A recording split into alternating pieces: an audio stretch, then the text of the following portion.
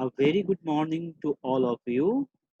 Once again, I welcome you all in our third lecture. Uh, this lecture is based on the cloning vectors and its application in gene cloning. Now, let's have a look on our slides.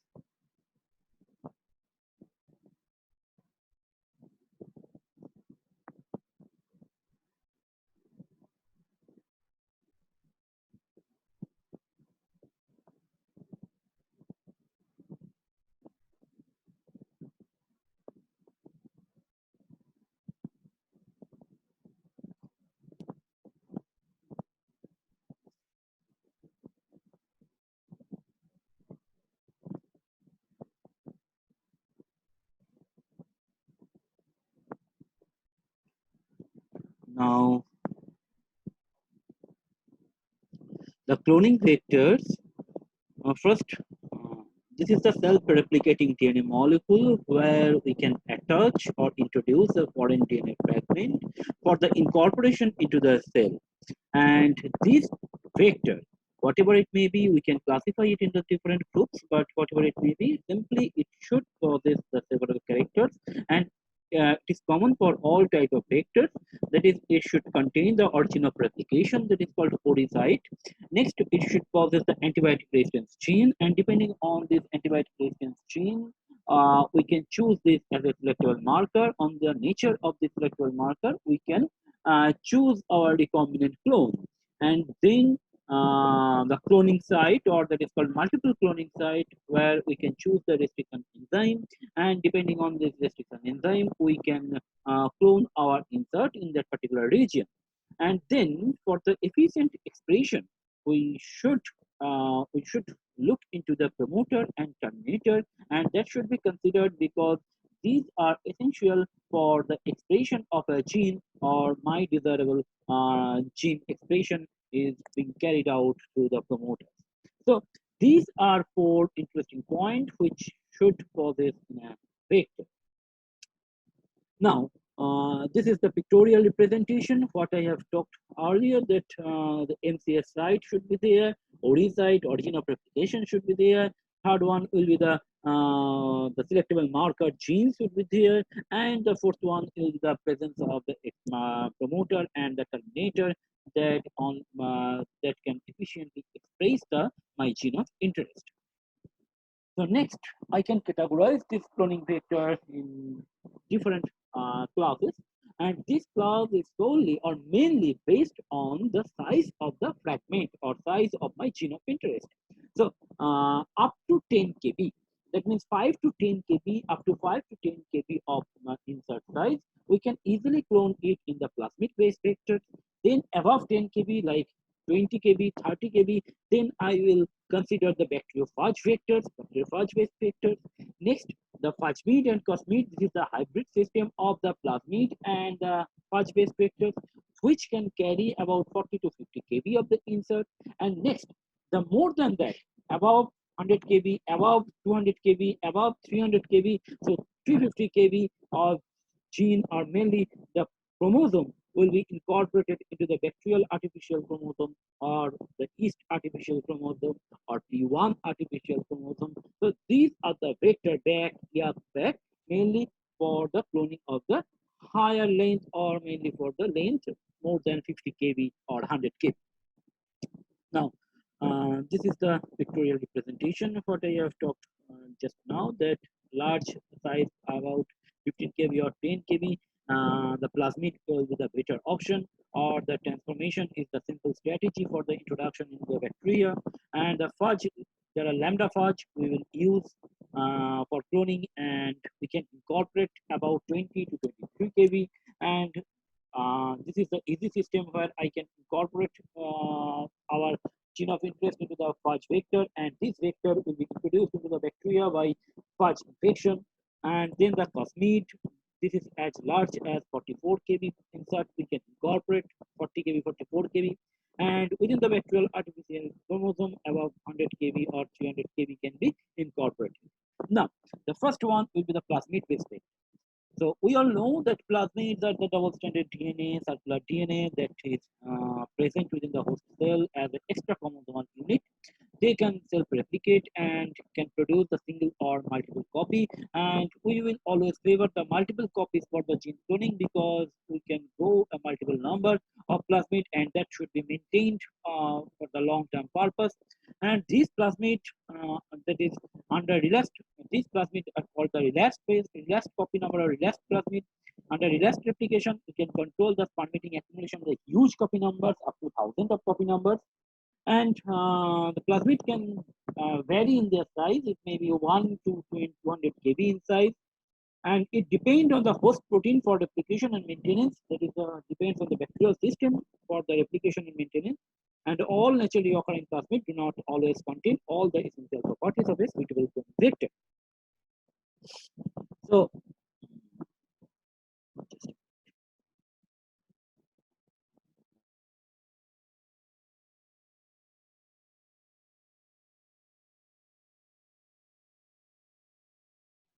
now,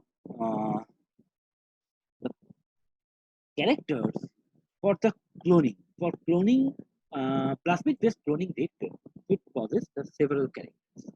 Number one, it should be small in size. Why small?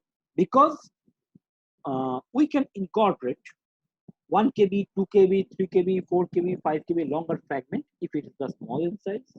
And then, if it is a small in size, then the transformation efficiency into the bacteria will be more easy or high transformation efficiency. And we can incorporate the manipulation system. We can handle this bacteria, this plasmid. The manipulation system will be much easy, that we can manipulate above 1 kb, 2 kb, 3 kb, 4 kb, 5 kb, depending on the smaller size. And the purification of the plasmid is very easy because it will take a little bit difficult. It will take a little bit easier system if we purify smaller size than the larger size. Next, the unique restriction enzyme sites will be present. I have already mentioned it earlier. One or more selectable markers like ampicillin resistance marker or kanamycin resistance marker, with the antibiotic resistance marker genes present. And like promoters or the terminators, they should be present for the expression of that gene of interest. Now, the most common or widely used plasmid vector is PBR322. So, how this gene, how this plasmid is named as PBR322. P for plasmid, P stands for plasmid, B stands for Bolivar, and R stands for Rodriguez. Bolivar and Rodriguez describe this plasmid, and 322 is the depository number, that is in the library depository number of this plasmid. So according to that, it is called the PBR322. This PBR322, the size of PBR322 is almost 4.3 base pair or 4.3 kb. That is 4361 BP or base pair, and in length. And it causes the two antibiotic resistance marker gene. There is ampicillin resistance and the tetracycline resistance. And within these tetracycline resistance, there are six registration enzyme sites. Within the ampicillin resistance gene, there are the two restriction enzyme sites, and beta-lactamase, this is another antibiotic which contain the other restriction enzyme site. There are three restriction enzyme sites. So, what is the advantage of these restriction enzyme sites present within the antibiotic marker chain? Because on the basis of these restriction site, we can clone the gene, or we can clone our gene of interest into this antibiotic resistance gene, and then we can select the recombinant clone on the basis of this selection. Suppose tetracycline resistance gene. In the tetracycline resistance gene, there are two sites. Among 6 sites, I can consider 2 sites, BAMH1 and cell1. So, if we digest our gene of interest with BAMH1 and cell1, then I can easily clone it into the BAMH1 and cell1 in this vector. The vector will be digested by BAMH1 and cell1. Parallelly, insert will be digested by BAMH1 and cell1. Then, if I want to clone, I just ligate these two products and transform it into the bacteria. And these bacteria should be selected on the basis of this antibiotic resistance. Which type of antibiotic resistance? That first, 3 types of plate I will need. One plate will contain ampicillin, one LB plate contain tetracycline, and one plate contain ampicillin and tetracycline. Now, what I will find it out, that recombinant clone or recombinant plasmid carrying the bacteria carrying the recombinant vector, it will only grow in the ampicillin region. But the wild type, which never causes any gene of interest, that will grow in the ampicillin media, the tetracycline media, and as well as the ampicillin and tetracycline. So from the ampicillin media, we will pick the colonies and then incubate it in the 37 degrees centigrade, and then we'll isolate the plasmid, and then to check whether my colony contains the my gene of interest or not. Through PCR, I can find it out that whether my colony contains the gene of interest or not. Now, here is the loophole or drawback, that the recombinant co-clone and wild type both can grow on the ampicillin base. So how do we understand that whether this is recombinant or the ampicillin? So that's why the screening marker is little bit of modified. The next version came out, that is the lactate based factor. Lactate, it actually encodes the beta galactosidase enzyme, and this beta galactosidase enzyme produce the blue product depending on the substrate, and the substrate is the X-gal. Galactose, X-gal is the substrate, and these beta galactosidase produce the blue product when it acts on the X-gal. So now, this is one example which contains the lactate gene. This is PAC19, the PAC series of vector, that is PAC for plasmid, developed in University of California. So the name came from University of California. Now, this PAC19 is very small in size, only 2686 base pair, and it encodes the ampicillin resistance, definitely ampicillin resistance. And next, the lactate gene, which is the main screenable marker. So how I can screen my recombinant clone? Within the lactate gene, there is a polylinker site. Polylinker is nothing but the MCS site, where the restriction enzymes are present. And depending on the restriction enzyme, I'll choose the two restriction enzyme, and that will be present in the insert, and then I will digest the vector and as well as the insert, and then I will ligate those products, and after that, I will screen my recombinant clone in the X-gal media, where the blue colonies and the white colonies both will appear, and I will select only the white colonies. Why? Because the lactate, the beta galactose, if I clone a gene in this region, the lactate region, the beta galactosidase, the alpha peptide of the beta galactosidase will never function, will never work. So it is disrupted. The beta galactosidase, the structure of the beta galactosidase will be disrupted. So it will never work. So that's why I will find that, yeah, there are certain white colonies. And of course, there should be some blue colonies. That colonies may not contain some my gene of interest. That will be there. But along with this, I will get recombinant clone, recombinant product. And this recombinant clone, I can easily print, or recombinant clone, I can easily visualize on the basis of this blue-white screening. The white colony I'll pick up from this plate, and then I will go through for the plasmid isolation and further process. So this is the benefit of the lactate region carrying based vector.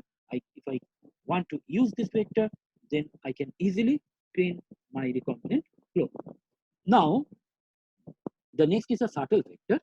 Subtle vector that not only I want to clone just for the maintenance purpose, but I want to clone my gene of interest for the next further use.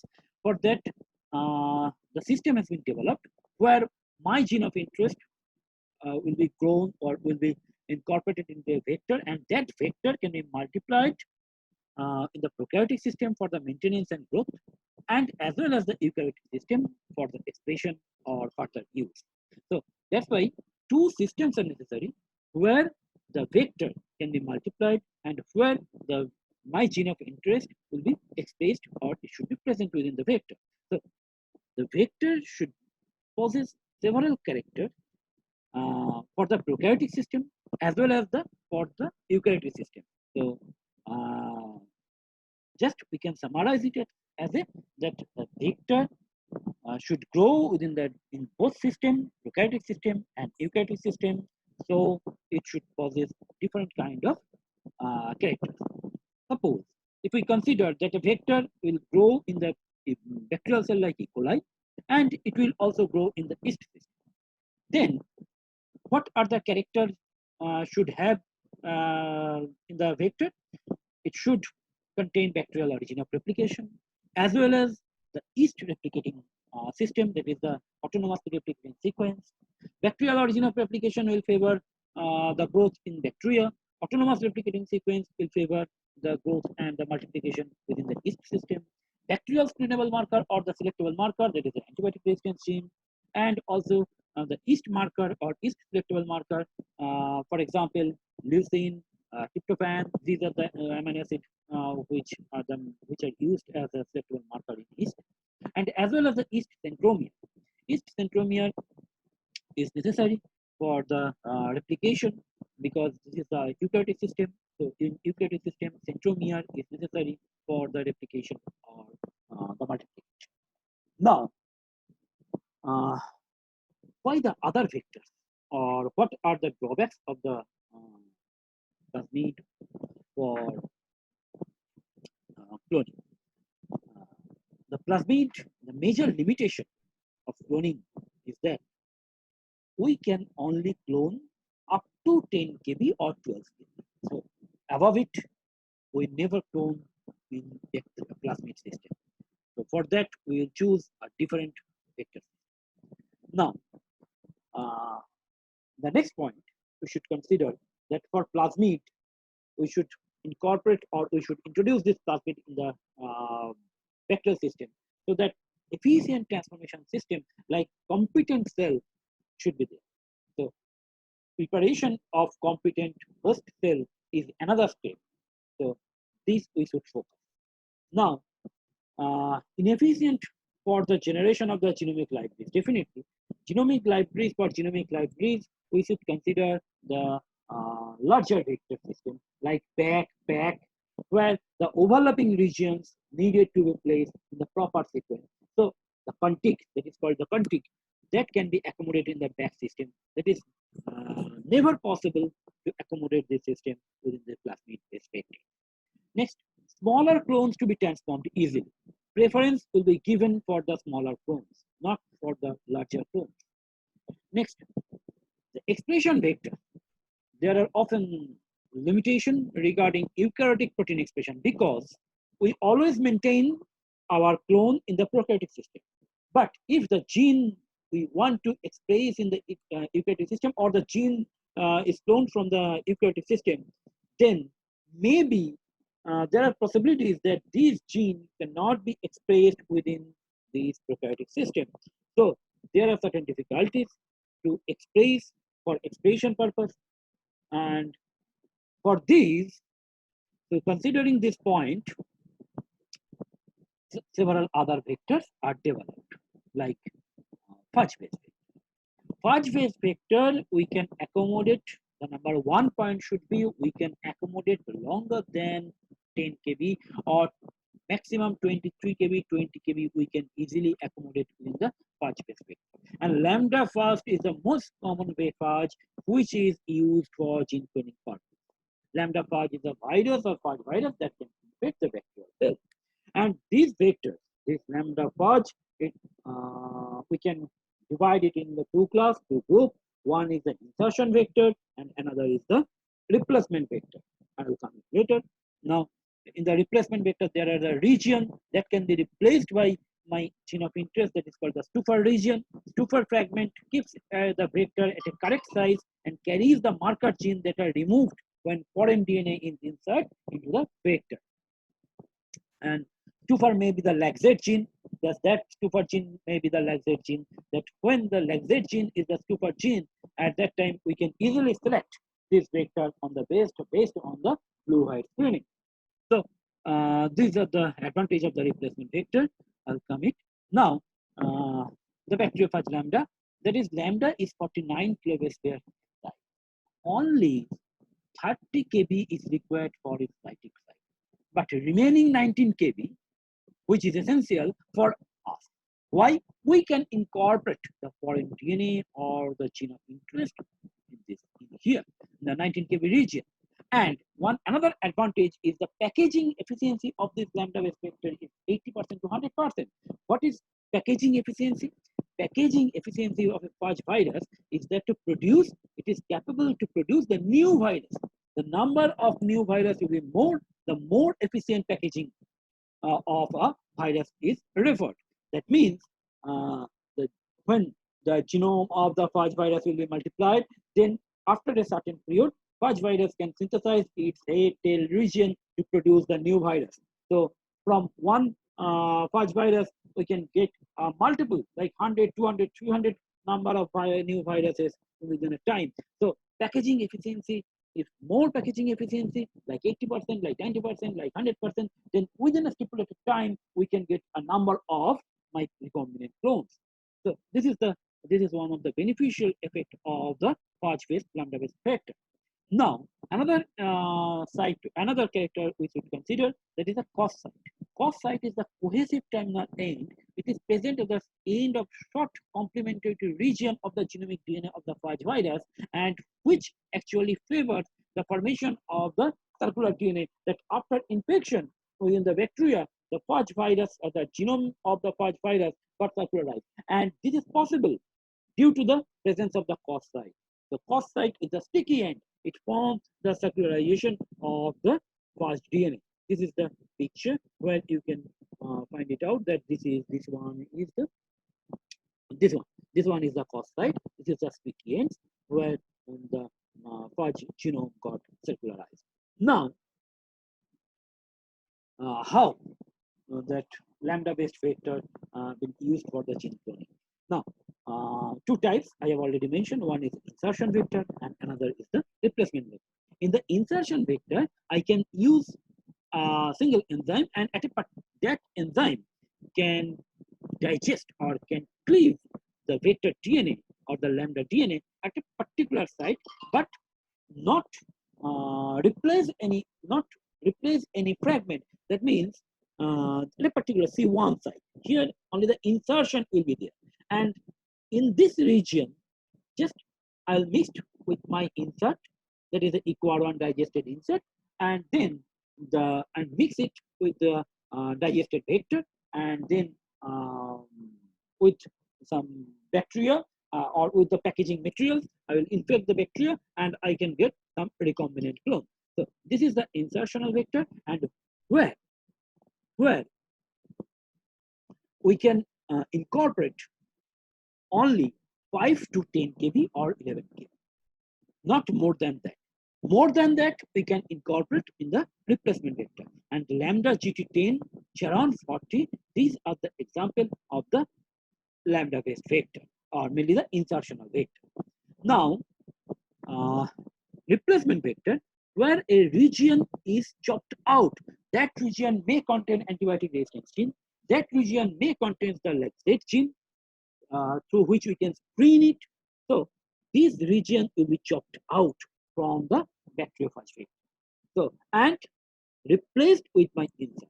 That is the major difference. That here is the polylinker site, here is the polylinker site, and within this polylinker, I can choose one enzyme, one type of enzyme, or two different type of enzymes, and the same enzyme will be used for the insert, and then I will mix the digested vector and the insert, and then ligation. After following the ligation, we will transform it into the bacteria, and we will get some plaque, that is a clear plaque of the lytic cycle, lytic based vector, that is a lambda based vector, and then from there we can pick those clones which carrying our gene of interest. So this is the replacement vector, and this fragment which is replaced by our insert, this is called the Stouffer fragment or Stouffer region. Not only the single Stouffer region, Stouffer fragment, there can be multiple Stouffer region or multiple Stouffer fragment within a insertion vector. And we can clone a longer fragment of the DNA, that is 8 to 24 kb. This is a bright example where bacteriophage lambda vector will be digested by two different enzymes, single enzyme, but in two different sites, BAMH1 and BAMH1. And then isolate or that fragment will be chopped it out from here, and then the SOW3A, that is a BAMH1 compatible site, is digested, is used for the digestion of the insert, and these fragments, about 10 kb, 15 kb fragments, is mixed, digested fragments. The smaller size will be discarded and then mixed with the lambda-based vectors and ligated it, and then we will get this sequence. And this is, and another thing is that bacteriophage, it possesses a concatameric site. Concatameric site is that can amplify more and more, that is present. And in the concatameric site, that the genomic DNA of the phage is just not degraded, it is chopped out and then produce a multiple numbers.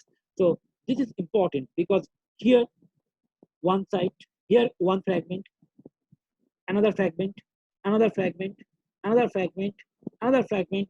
So multiple numbers we can produce, and this cleavage of concatamers is possible within the bacteriophage, within the bacteria. So this is the property of the phage DNA.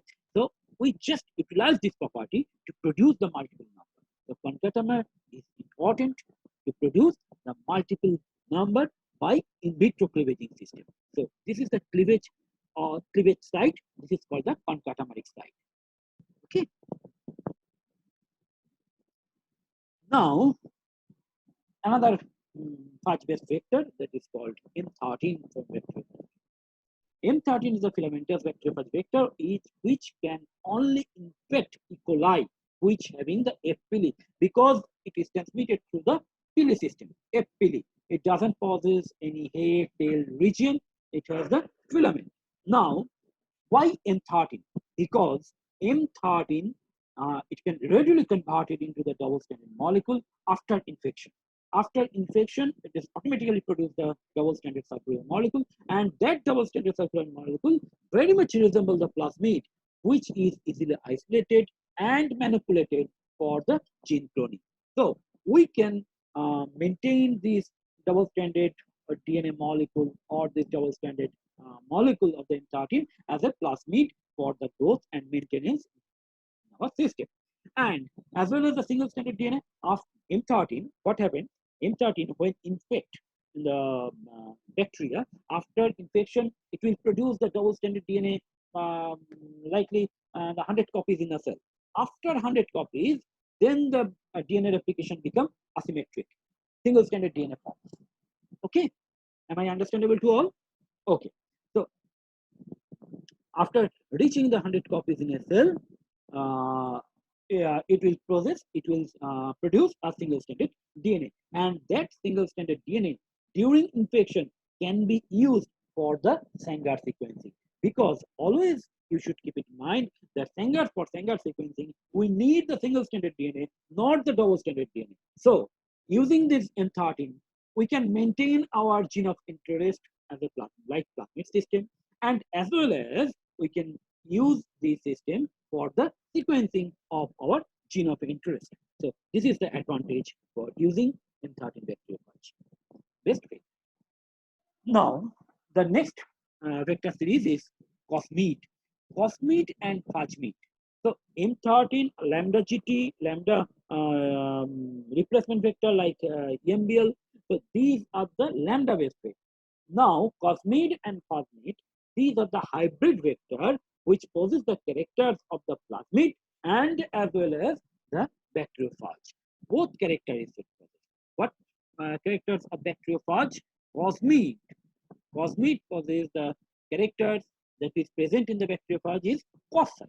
It should have the cos site and the concatameric site. That's why it can multiply within the bacteriophage system, and as well as it behaves like the plasmid because we can easily extract it. It can grow within the bacteria and we can easily extract it to isolate it from the bacteria, and then as a plasmid we can digest it with the restriction enzyme.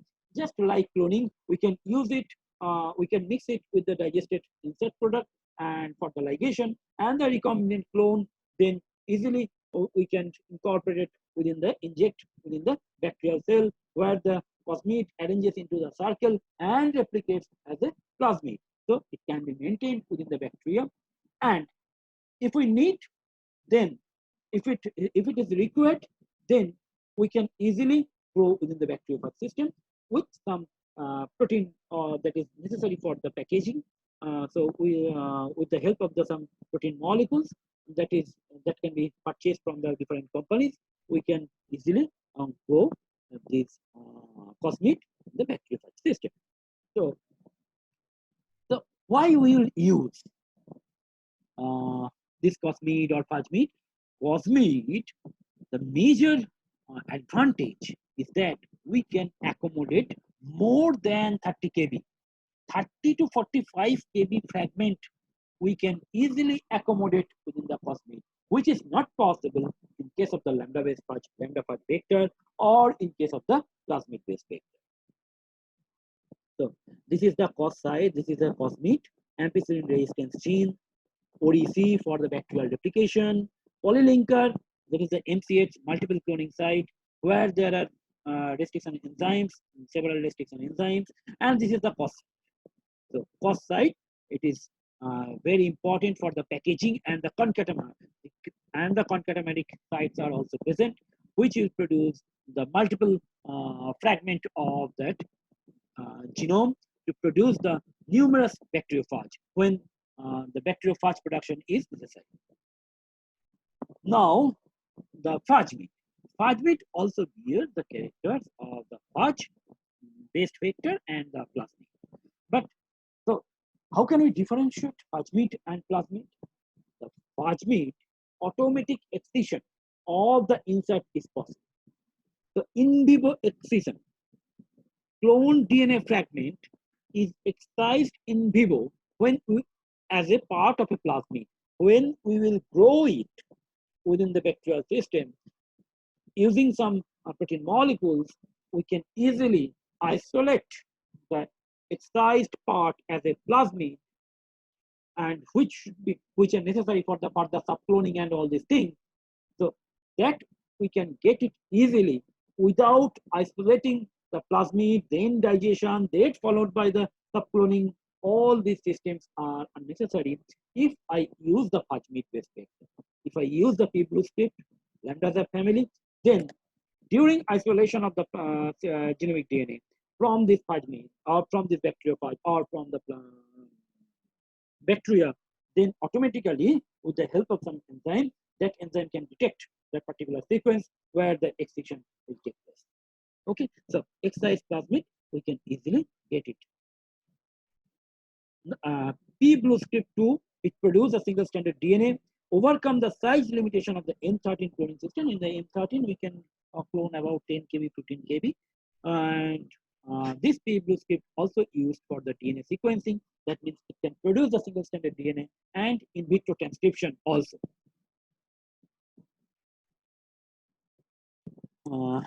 Now, the yeast artificial chromosome, now above 50 kb.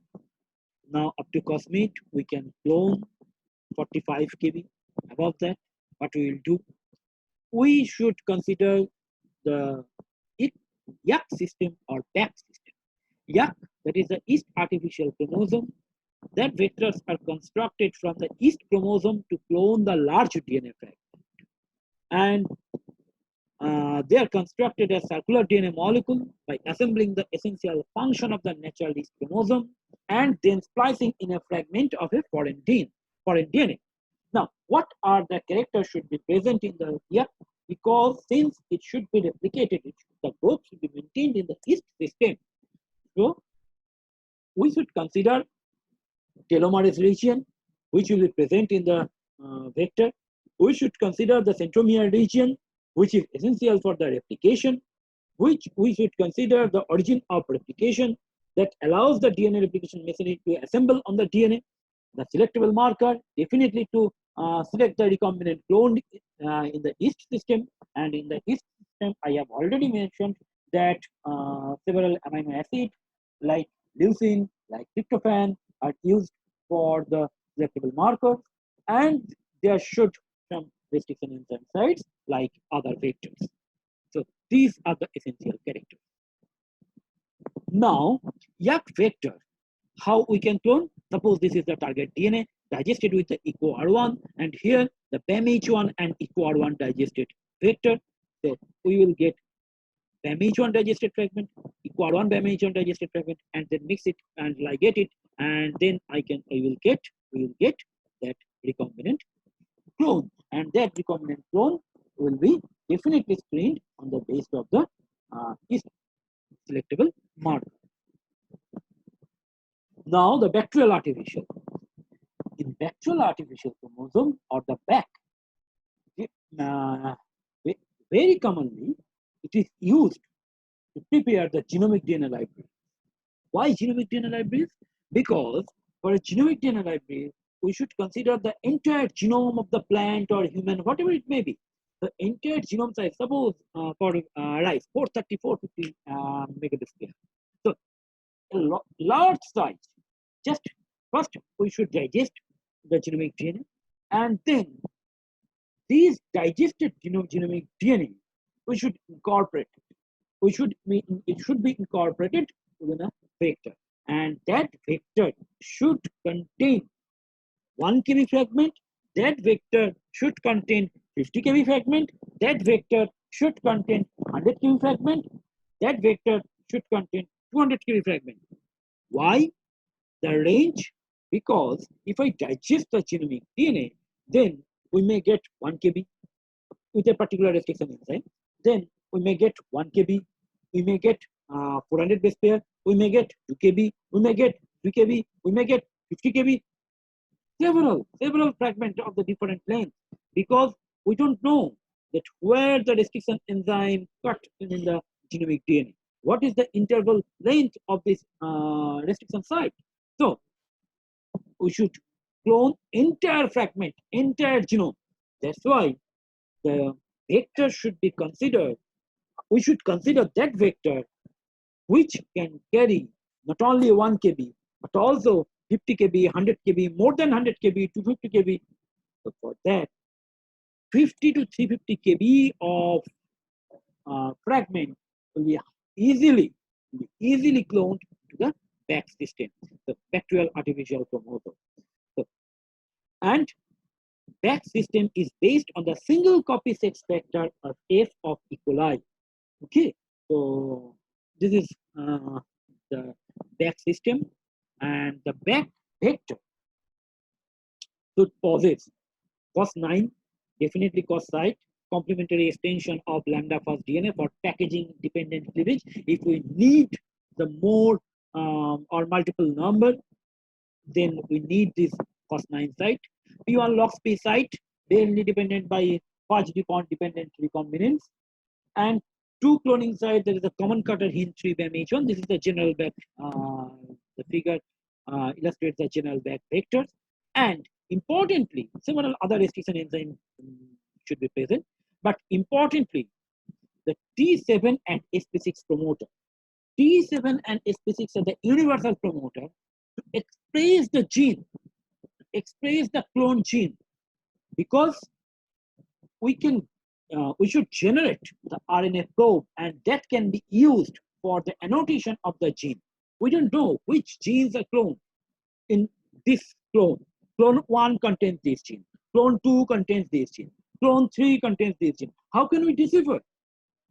On the basis of the RNA probe, that clone 1, okay, it will produce this RNA. That RNA probe will be used for the northern blot for that particular plant.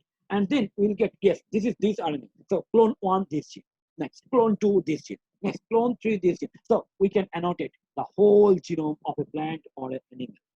So this is the utility of the T7 promoter or sp6 promoter for generating of the RNA probes, and this should be present in the upstream of that particular gene of interest.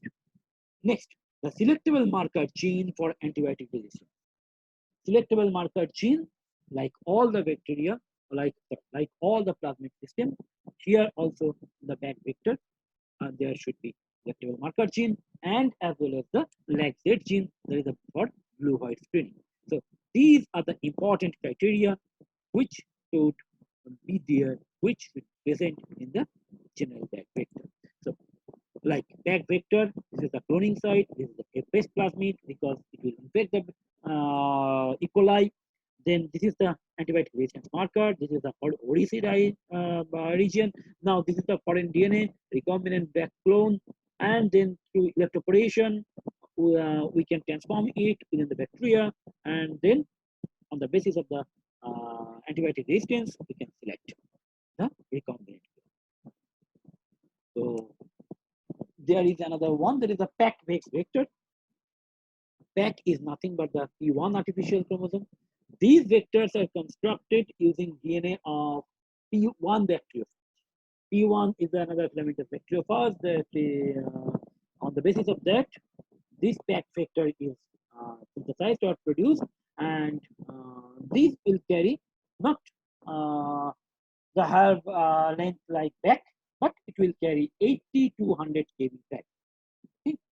So these vectors contain essential replication component of P1 phage incorporated into a plasmid, and these scientists, Sternberg, have developed this PAC system. So now this is the summarized view that the vector, we should consider the vector system depending on our criteria, that whether the size is necessary, whether the high copy number is necessary, whether this gene should be expressed or not. Depending on the different criteria, we choose the vector system. So this is the plasmid-based vector, circular DNA molecules, and this is widely used in the cloning purpose. And this is the phage-based vector, lambda phage-based and M13-based. Lambda phage are two types: insertion vector, replacement vector. Replacement vector, this is the example EMBL40, EMBL4, Charon 40. Insertion vector, lambda DGT10, Charon 16A. These are the insertion vector, and there are some other vectors. That is the hybrid vector, plasmid vector, and yeast artificial chromosome, bacterial artificial chromosome, P1 artificial chromosome. These are the special type of vectors. So this is all about the vector system which are used for the cloning purpose. Okay.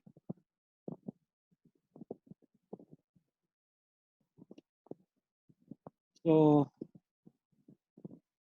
today I have completed the vector part, that is the vector or the carrier molecule, which are essential for the gene cloning part.